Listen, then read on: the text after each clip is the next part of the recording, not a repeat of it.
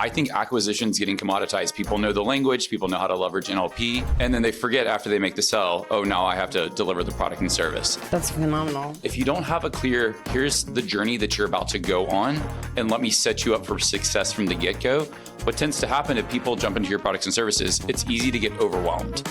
And if people get overwhelmed, typically what they'll do is one of two things. They'll disappear or they'll ask for their money back because they don't want to feel like a failure. How poor onboarding impacts, for the average person, customer retention and churn rates. It's a great question. So for me, hello, and welcome to another episode of Special Ops.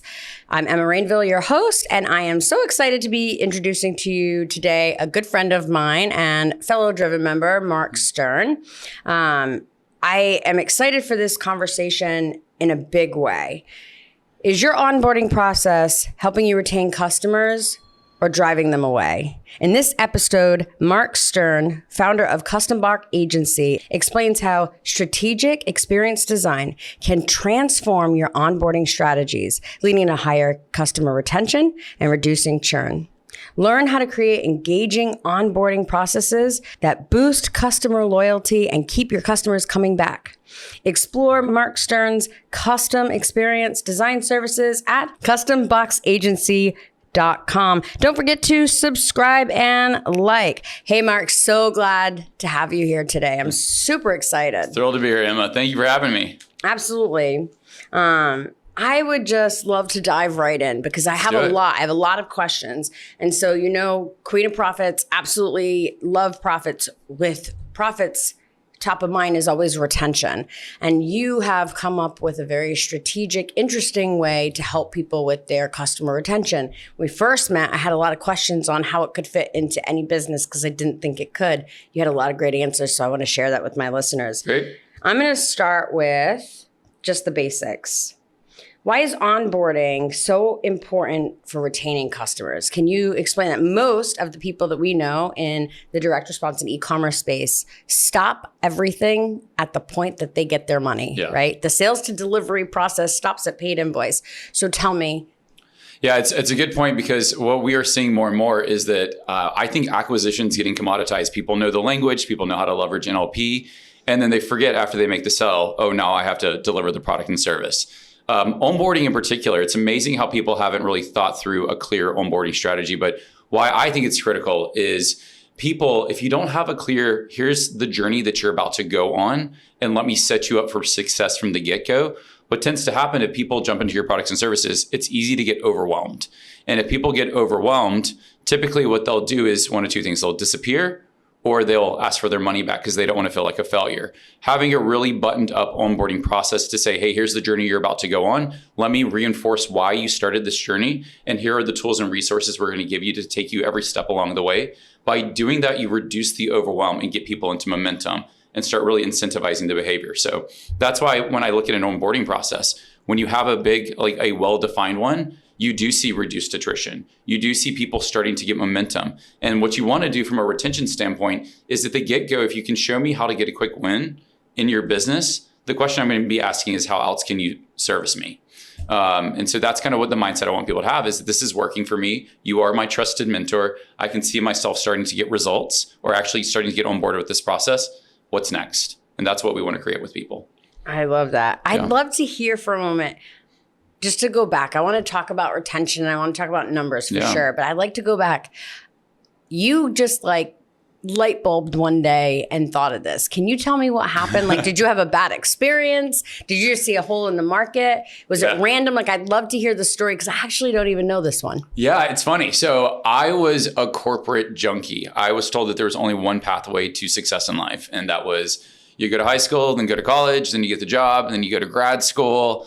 And after grad school, it's like the white picket fence and life is great and that's it. And for me, I got my MBA at Duke, graduated in 2012. I thought I was doing everything right, except in 2012, I was $165,000 in student loan debt. Right. And I had just signed a 2-year commitment with Deloitte Consulting, so big consulting firm. And you instantly have this moment to say, this can't be what life is made of, to be this far in debt.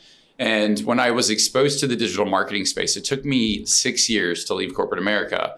But when I finally made that transition in 2018, my biggest frustration when I started like purchasing other products and services and in the online space, it's common to sell courses at $2,000 and coaching programs at 5 figures. I was making these investments in my future, but it felt like people were making it way too hard for me to get a result. And where Custom Box Agency came out of necessity. It was this idea of, I just wish these people would send me the tools and resources I need and stop making it so hard for me to just get started with your products and services. And so that's what I did. It was, I launched a virtual summit. If you know the virtual summit model, especially pre-COVID, it's like you interview 40 people and you dump 40 interviews on someone. And you say, if you don't consume it in 5 days, you lose all of it. That's it. I hate that model. And I hated it so much. And I did it myself. I've never been able to sit through all of the videos that I've purchased. And usually I would watch like 2 or 3 and mean to get back to it. Yeah. And then lose it. And that's the thing, is that when you dump 40 hours of content on me, if I'm not able to get through it and you now pitch me an offer, for me, and it's 40 different points of view. Right. I would go through these things and say, I just wish people would send me like some resources to help me understand how to navigate this, or like to help me get that first breakthrough. And so when I did my first summit, that's what I did. I sent a publication out. And what I didn't expect is when people received this physical publication, when they bought a ticket to this virtual summit, they started doing these reveal videos online. They started showing off the publication. They started taking pictures. They started selling my program for me. And I thought it was interesting that I was getting all this organic traffic as a result of having a physical product. So the next time I did it, I was like, I'm not doing 40 interviews. I launched a summit called High Ticket Online. This is where Box Zero was. It was 10 interviews, 10 experts in high ticket sales, 10 different models. So it was really intentional with the 10 different people I interviewed.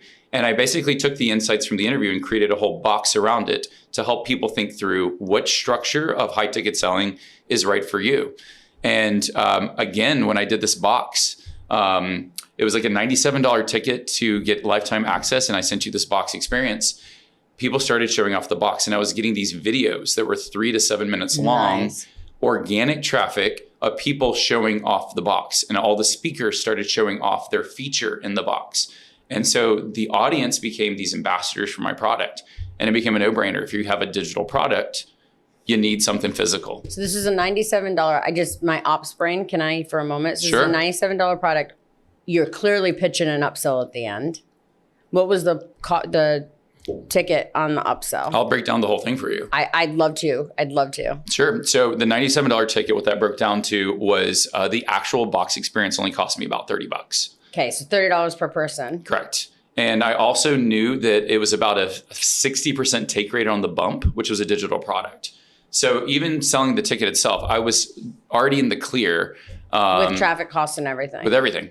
And then people showed up really excited and happy to learn from you. People showed up, and then we flipped it into evergreen because it was a product. Right. And now that I have a physical box around it, it doesn't need to live at a certain point in time. And that was another thing I hate about summits, is that you have a specific date and time frame. Now I have an evergreen product that's just designed to help you get a result.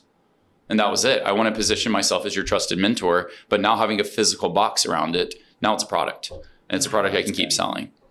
That's good. That's good. What was your take rate on the upsell? For the upsell, for the final, the high ticket. The upsell, I think it not was the about upsell of the ticket, but the final that you pitched. It was a coaching program. It was about a 20% take rate too on that. Wow. And it was not a super high ticket. I think it was about $1,000. Okay. But still, $997. Yeah. This is 20%. Yeah. And it's amazing because this is back 2018, 2019 when I'm still figuring out the online game too. Right. So you don't know what to price anything. But yeah. But you came in with a new innovative idea, crushed it, and then built a whole business around it. It's crazy. And it was not built initially. It was the complement to the business. Right. And what was crazy is that we kind of talked about this earlier, and it was just this idea that people were asking me, how are you doing these boxes? And I kept on saying, here's how you do it. But this business over here, like directing people away from it. And people just kept on asking me. And it got to the point that people were reaching out weekly. I need to make money off these phone calls. Yeah. And so then it was, I need my time back. This is not my business. Launched a challenge, Custom Box Challenge. The challenge took off. And then people went through the challenge to learn how to do it. And they came back to me and said, we love your boxes. We want you to do it. Yeah. And this is right at the brink of COVID, end of 2019, beginning of 2020.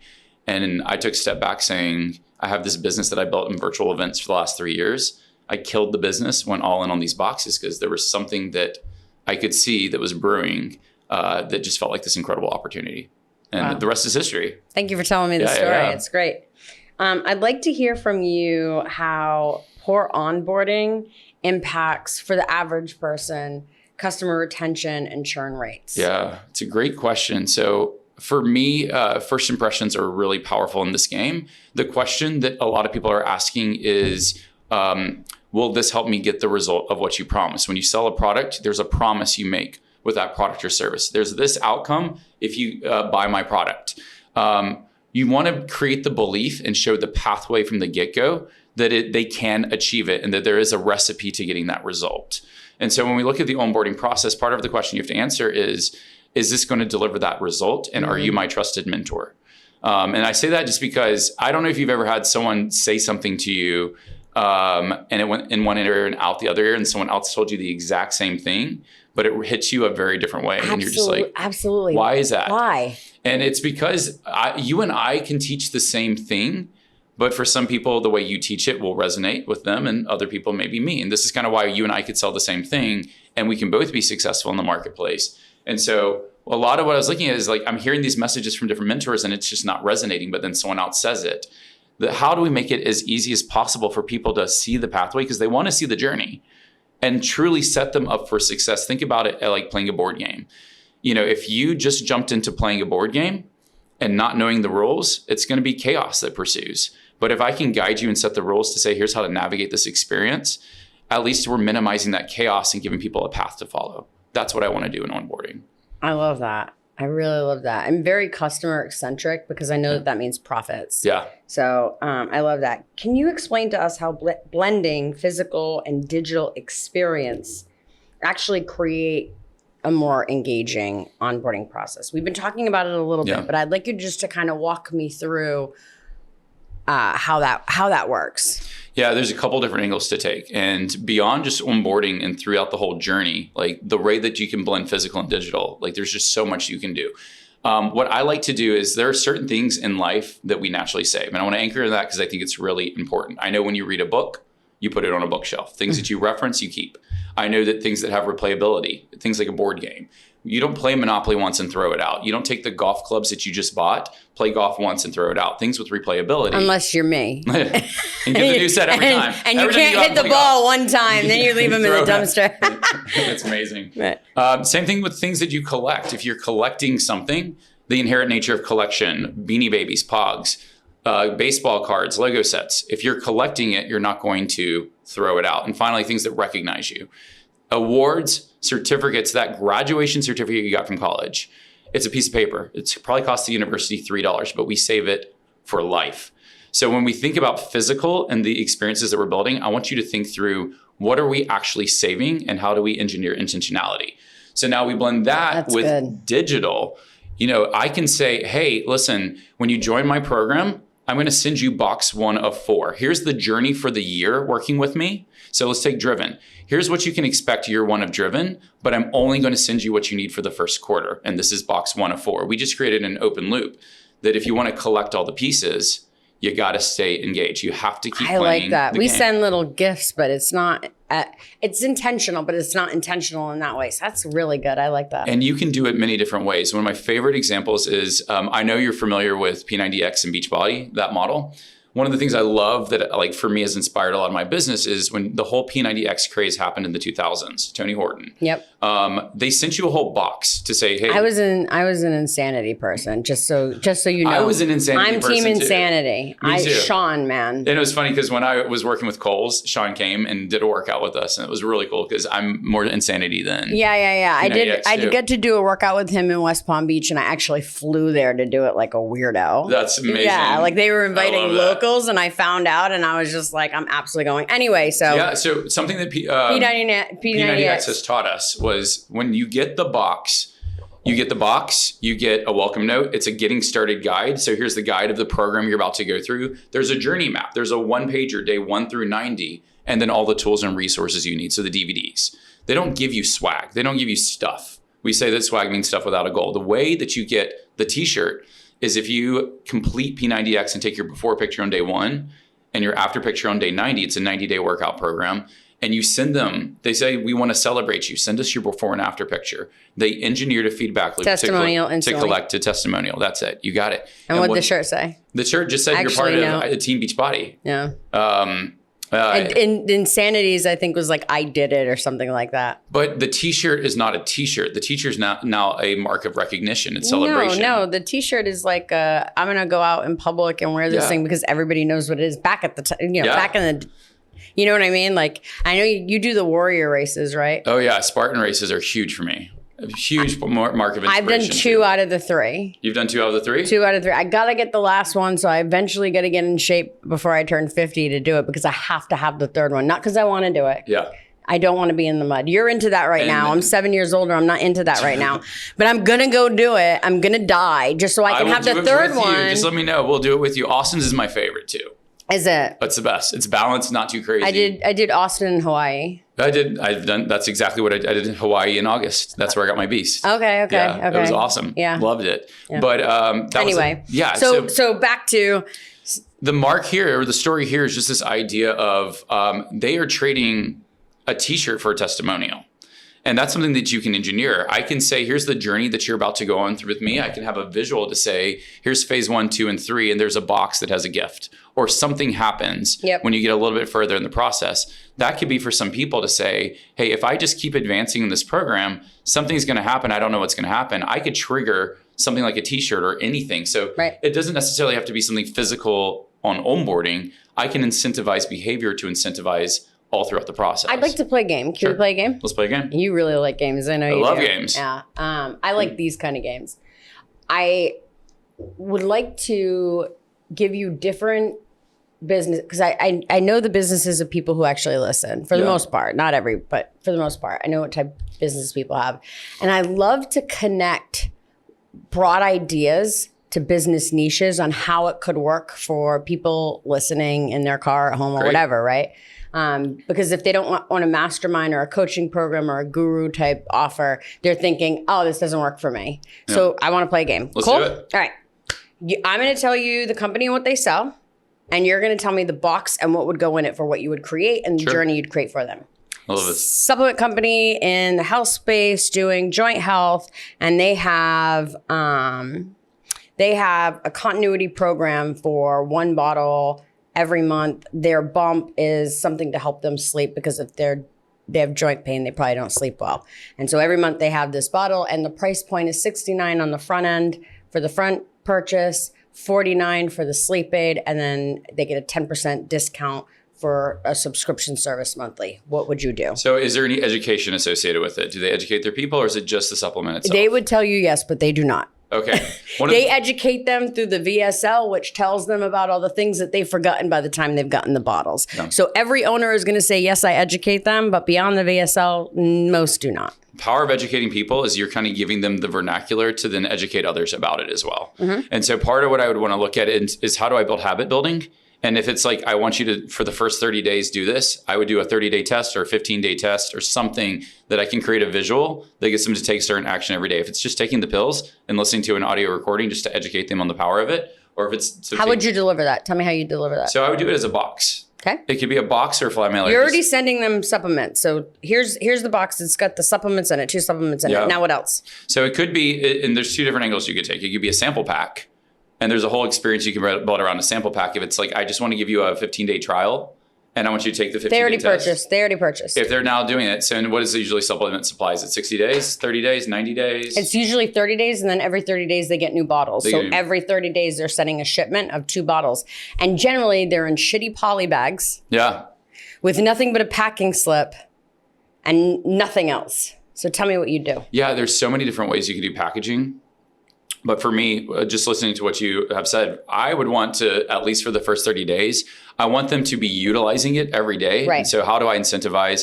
I would probably gamify this first 30 days, create a journey map of something, a visual that shows day 1 through 30, something they can check off. And I would want them to have different nuggets that they could do. For me, this could be a fun thing to leverage a scratch off, that every day they can scratch something off. Oh, that's as good. A visual that they can hang up on the wall, but give them something where they can easily do the tracking.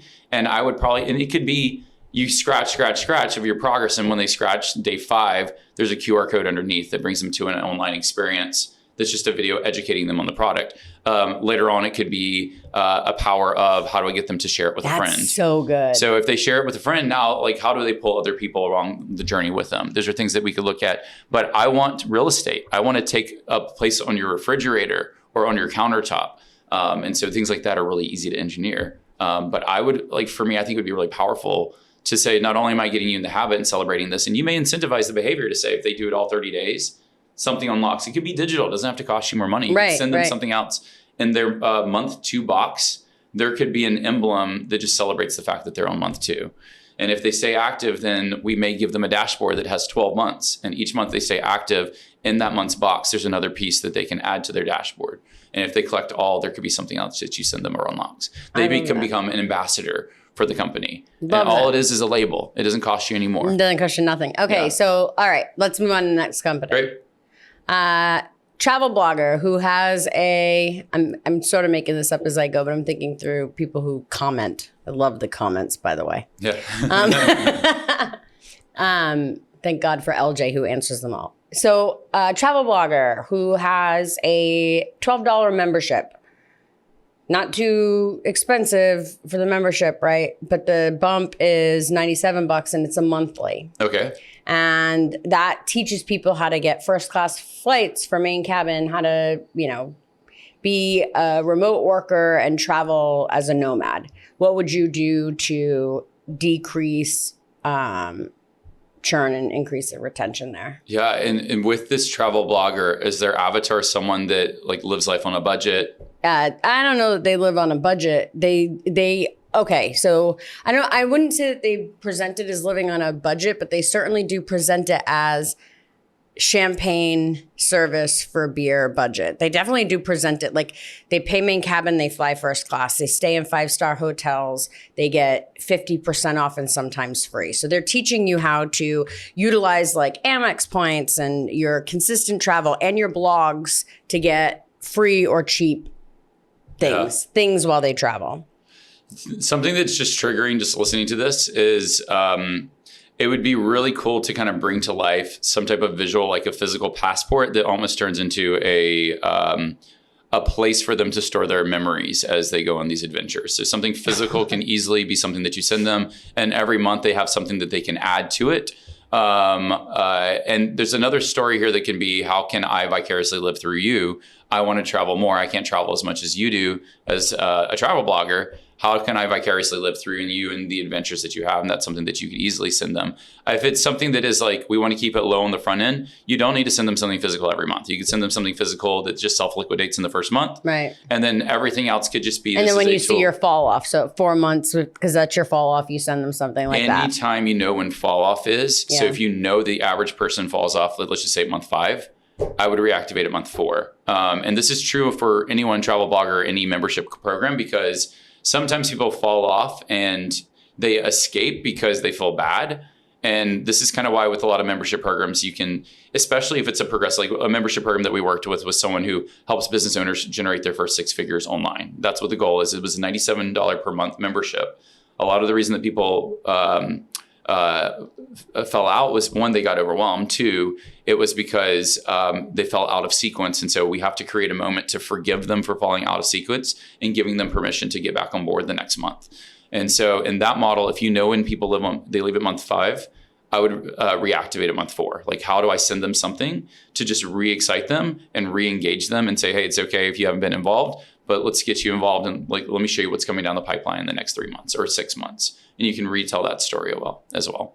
I love that. That's really, really good. All right. We'll do one more. Sure. Okay. Because there are so many people coming out with association newsletters. Yeah. Got an association newsletter. I've monetized it by selling other people's crap on it. And it could be literally any type of newsletter, from facility managers to nurses to, there's tons and tons of different niches, gun-toting people, whatever. What would you do for an association? Yeah. I mean, again, newsletter. Again, and not everything needs to be a box. It could be a pack. And you may just go a little bit higher quality with the initial one and have a lot of supporting tools and resources in there. The cool thing about a box is if you have sponsors, you can get the sponsors to pay for the box.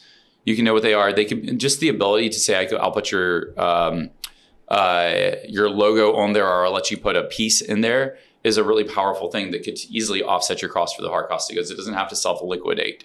And so if it's a newsletter, I wouldn't overcomplicate a newsletter. I would just keep it simple if it's a newsletter. If it's an association, there's something different about just a general association onboarding pack that I'd want it to be a little bit more to say, here's what to expect over the next 12 months. So again, anytime you send anything, I like to anchor, here's what to expect in the months ahead, but here's where we are right now, and only give them where they are right now. The power of showing them where they are in the journey and that there is a journey is just seeding. And so anytime you could seed things that are coming down the pipeline, especially when there's continuity involved, I would seed every day of the week just so they know what they're going to be missing out on if they were to leave. I love that. That's so good.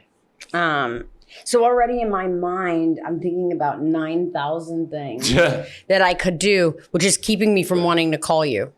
Oh, no. Yeah. So tell me, how do I get started without overcomplicating it?